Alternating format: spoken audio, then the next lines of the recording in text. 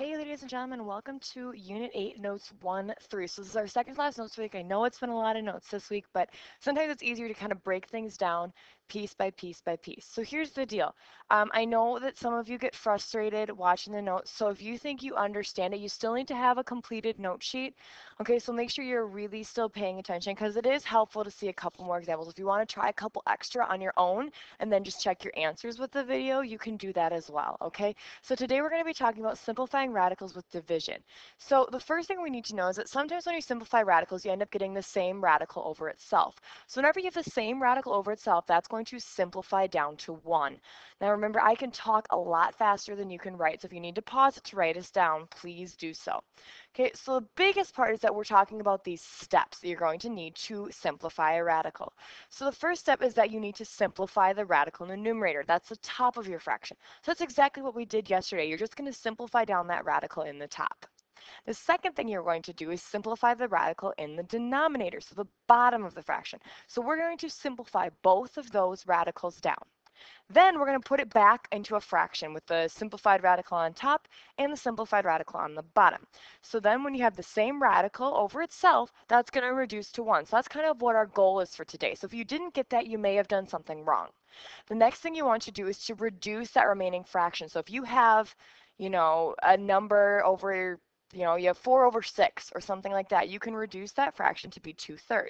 Okay, so I want your answers in fully reduced fraction form. So let's kind of take a look at what this is going to look like. So starting off with, for that first one, we have 75 over 300. Okay, so let's go ahead and simplify that. Now, as I'm going through this, I'm going to be pointing out some of the mistakes that I noticed you guys were making yesterday. So first of all, we have the square root of 75. We're going to simplify down that numerator first. So 75, I think, okay, what can divide 75? Well, I know 25 can. So that's 25 and 3. So I want to keep breaking things down. This is going to break down to 5 and 5. So then underneath the radical, I have 3 times 5 times 5. Okay, so now I'm going to go ahead and I'm going to break that 5 out of jail. Okay, so I'm going to, if you have the two radicals and you have a partner in crime, you can come out, but you're going to come out as 1. Now, I noticed some of you guys are taking 5 times 5 and writing that outside of the radical, okay? Once you take something out of the radical, you just write what your pair was. And we had a pair of 5, so I'm just going to write a 5 on the outside of the radical. And left inside the radical, I have the square root of 3. So next, let's take a look at that 300. So we have the square root of 300, and we're going to simplify that down. Well, I know 100 goes into 300, so I have 100 and I have 3. Okay, so then 100 I can break down to 10 and 10, which breaks down to 5 and 2, 5 and 2. So now I'm going to write that all underneath the radical. So I have 2 times 2 times 3 times 5 times 5. Okay, so now I want to go ahead and I want to break those pairs out. Remember, when you take the pair out, you just write what the pair was. You don't have to actually multiply it. So then on the outside of the radical, I have 2 times 5, and left underneath the radical is the square root of 3. Now you want to make sure you actually multiply out what 2 times 5 is, which is 10. So then we have 10 square roots of 3. So now we simplified the top and we've simplified the bottom. So we're going to move on to the next step, which is going to be putting it over a fraction. So I have 5 square root of 3 on the top. And then on the bottom, I have 10 square root of 3. Okay, so these square root of 3's are going to cancel out to 1. That's what that step was saying, is that they're going to cancel out to 1. So then I'm left with that fraction 5/10. I want to reduce that fraction. I notice both of these are divisible by 5. So this right here is going to become 1, and this right here is going to become 2. So we're left with 1/2. Okay, so let's go ahead and take a look at number 2. So for number 2, we have 32 and 50. So I'm going to start by simplifying out that 32. So first I have the square root of 32. So you could use 8 if you wanted to, use 8 and 4, but I also know that 16 goes into this, and 16 is a perfect square. Remember when we talked back to those perfect squares on the very first unit? So I can do 16 and 2, 4 and 4, 2 and 2, 2 and 2. So I'm going to write all of that underneath the radical. I have 2 times 2 times 2 times 2 times 2. going to break my pairs out. Remember, you only write what the pair is. So I have one pairs of 2, so I write that. I have another pair of 2, so I write that. And then whatever doesn't have a pair stays underneath the radical. That's important. Whatever does not have a pair stays underneath the radical. 2 times 2 is 4, and then you're left with the square root of 2. That's my top. Let's take a look at the bottom now. So we have the square root of 50. So we want to figure out how we can break down 50. Things that go into 50, well, 25 and 2. So 2 is a prime number. That leg is done. So now I'm going to take a look at 25, which is going to break down to 5 and 5. Okay, so now I want to write that underneath the radical. So I have 2 times 5 times 5. Again, I want to break those pairs out of radical jail. Okay, then I'm just going to write the pair, what it was. So I'm just writing a 5. I'm not writing 5 times 5. I'm just writing the 5. And left underneath, I have 5 square roots of 5. So now I'm going to do a little bit of erasing here so I can do my fraction. So I had 4 square root of 2 on the top. So I'm going to go ahead and I'm going to write that down. So first I have 4 square roots of 2 on top. And then on the bottom I have 5 square roots of 2. So those square roots of 2 cancel out to 1.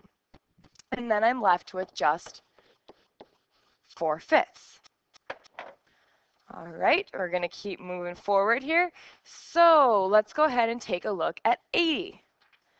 All right, and 45. So I'm kind of flying through simplifying those radicals. If it's not making sense to you, go ahead, pause the video, take a look at what I'm writing and see if you can make more sense out of it yourself. If not, bring it up to Caleb or myself and we'd be more than happy to talk you through it. So for 80, I look at things that divide 80 and you can do these different ways, okay? It doesn't matter what way you do it, as long as you do it correctly, you will end up with the correct answer. So 80 we can break down to 16 and 5. Now remember 16 breaks down to 4 and 4, 2 and 2. So now we're going to write all of that underneath the radical. So I have 2 times 2 times 2 times 2 times 5.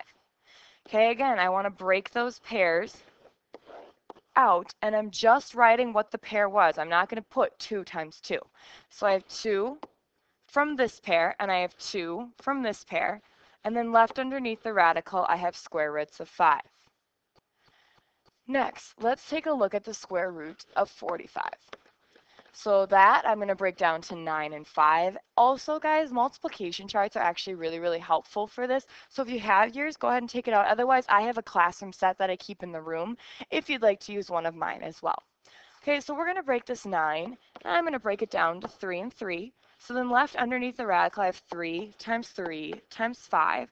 I want to go ahead and break that pair out of jail. So then I have on the outside 3 times 5. And oopsies, over here, I forgot to multiply that 2 times 2. You want to make sure you actually multiply those out. I saw a couple people yesterday who were forgetting to do that. So make sure if you have multiplication left over that you actually multiply it out, okay? So I'm going to take my 4 square roots of 5. Remember, this 4 square roots of 5 represents that square root of 80. That's how I know that goes on top. And then my square root of 45 became 3 square roots of 5. Then we're going to, again, cross off the overlapping radicals, make sure the fraction we have left over is reduced, and it is. 4 over 3 is a reduced fraction, so we're good to go. So the answer to this one is 4/3. So if you have a radical left over, again, you did something wrong. Okay, so next thing we're going to do is this square root of 45. Well, I'm going to be resourceful. I just did the square root of 45 over here. I'm not going to do it again. I don't know about you.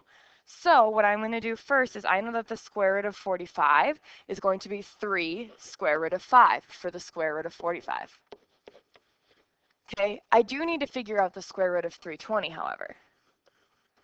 Okay, so this is tough. I don't necessarily know what goes into 320, but here's the deal. It ends in a 0, so I can either take out a 10, or I notice over here that I have a 5 left over underneath the radical, which means when I go ahead and I take 320, I want to try and have a 5 left over.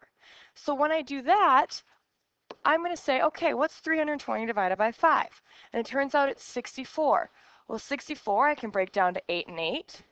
Which is 4 and 2, 2 and 2, 4 and 2, 2 and 2. Okay, so we're going to go ahead and put all of that underneath the radical. So we have 2 times 2 times 2 times 2 times 2 times 2 times 5. So I want to break out all of those pairs of 2's. So then on the outside I have 2 times 2 times 2 square root of 5. That ends up giving me 8 square root of 5. So now I'm going to go ahead and write that as a fraction from what I originally had. So I have 3 square root of 5, and I'm going to divide that by 8 square root of 5. I'm going to cancel out those square roots, and I'm left with 3 over 8. Check that that's a reduced fraction, and it is. Okay, here we go for the next one. Let me make sure there's one more slide on here. Okay, we're good to go. So here's the deal. I'm going to have you guys skip number 6 because number 6 is on the front side of the sheet. So don't worry about doing number 6. I do, however, want you to try number 5 on your own. So I want you to go ahead and try number 5 on your own. Let's take a look at these ones. So next, I look at these, and you can go through and you can simplify those radicals, or you could be a smart thinker. Okay, so you made those lists of perfect squares at the beginning of this unit. Okay, if you have multiplication charts, they are bolded going down the line. So what I suggest is looking for those perfect squares. I noticed that 36 is a perfect square. So what I'm going to do is use that quotient property we talked about. Square root of 36 divided by square root of 100. Well, I know that the square root of 36 is 6. I know that the square root of 100 is 10. And then I end up getting 3 over 5 when you reduce that fraction. Now, if you didn't notice that, you could still go through and do the square root of 36, the square root of 100, do all of your simplifying as I'm doing right now, continue on, and you would still get that answer. But I'm saying, hey, if you can recognize perfect squares, that's going to make your life a lot easier. I want you guys to go ahead and do number 8 on your own. Remember to look for those perfect squares. Next, look at that cute little lizard. Okay, so let's take a look at number 9.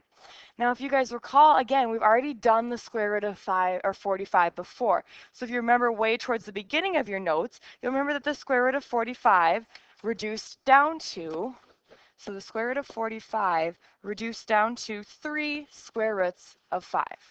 Okay, so we've done that enough that we kind of got that one down. Let's take a look at the square root of 20. So square root of 20, I'm going to write that out as 4 and 5. 4 can be broken down to 2 and 2. So I'm going to write all of that out underneath the radical. 2 times 2 times 5. Pair comes out. I'm going to write what the pair was multiplied by the radical. So now I want to write that as a fraction.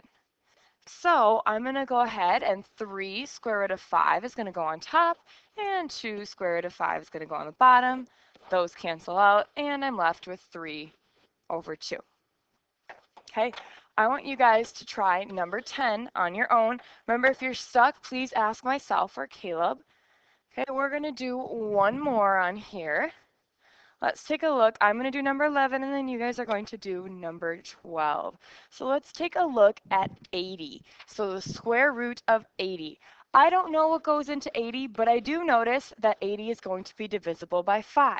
So 80 divided by 5 gives me 16, breaks down to 4 and 4, breaks down to 2 and 2. Again, you want to get it all the way down to those prime numbers. Okay, so then underneath the radical, I have 2 times 2 times 2 times 2 times 5. Then I want to break out my pairs. So then I have 2 times 2 square root of 5. Again, multiply what's on the outside, and you get 4 square roots of 5. Okay, next, again, I want to look at the square root of 180. I look at what I originally did, and I notice that left underneath the radical, I have a 5. So then I'm thinking to myself, okay, I need to get that 5 underneath there. So I'm going to go ahead, and this is 5 and 36, which becomes 6 and 6, 2 and 3, 2 and 3. Write that, and you get 2 times 2 times 3 times 3 times 5. Break out your pairs. And on the outside, you have 2 times 3 square root of 5, which is 6 square root of 5. So now I'm going to write that as a fraction. Top on top, bottom on bottom. Cancel it out. I'm left with 4 6. Reduce that fraction, divide both by 2, and I'm left with 2/3. So right now, I want you guys to go ahead and try number 12, and then come show Ms. Humbert your completed note sheet. Thanks for listening.